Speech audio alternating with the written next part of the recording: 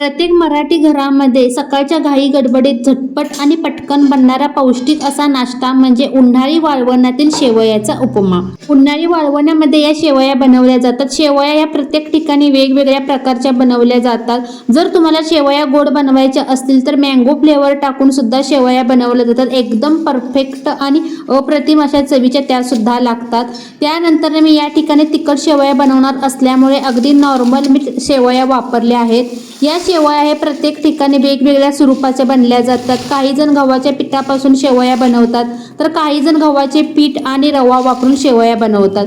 पण मी माझ्या घरी ज्या शेवया बनवते ते म्हणजे रव्यापासून बनवलेल्या ज्या शेवया आहेत त्याचाच वापर करते। मग रेसिपीला सुरुवात करू। याकरिता मी सुरुवातीला सर्वप्रथम ज्या शेवया आहेत त्या कुस्करून घेतलेल्या आहेत छोट्या आकारामध्ये आणि त्यानंतर मध्यम गॅसवरती एकदम आपल्याला ह्या शेवया भाजून घ्यायच्या आहेत। जास्त काही आपल्याला डार्क भाजायच्या नाहीत, एकदम मध्यम स्वरूपात हलक्या रंगावरती ह्या शेवया मी भाजून घेतलेल्या आहेत। शेवया भाजून घेतल्यामुळे होणारा जो उपमा असतो तो एकदम मोकळा आणि सुटसुटीत बनतो, एकदम मऊ लगदा स्वरूपाचा बनत नाही।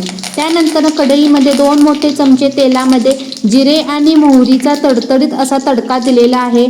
त्यानंतर त्यामध्ये हिरवी मिरची आणि कढीपत्ता सुद्धा तडकू दिला आहे। खमंग फोडणी झाल्यानंतर त्यामध्ये बारीक चिरलेला एक मोठा कांदा घेतलेला आहे, तो सुद्धा तेलामध्ये टाकून आपल्याला परतवून घ्यायचा आहे। तसेच त्याच फोडणीमध्ये मी अगदी भाजलेले शेंगदाणे सुद्धा टाकून परतवून घेणार आहे। नंतर या फोडणीमध्ये अर्धा चमचा हळद पावडर घातलेली आहे। एकदम पौष्टिक अशा स्वरूपाचा जर तुम्हाला शेवयाचा उपमा बनवायचा असेल तर तुम्ही यामध्ये भाज्या सुद्धा ऍड करू शकता। मी काही भाज्या ऍड केलेल्या नाहीत। यामध्ये तुम्ही बारीक चिरलेलं गाजर, बीन्स तसेच मटार सुद्धा तेलामध्ये परतवून घेऊ शकता आणि त्यानंतरच तुम्ही पुढची प्रोसेस करू शकता।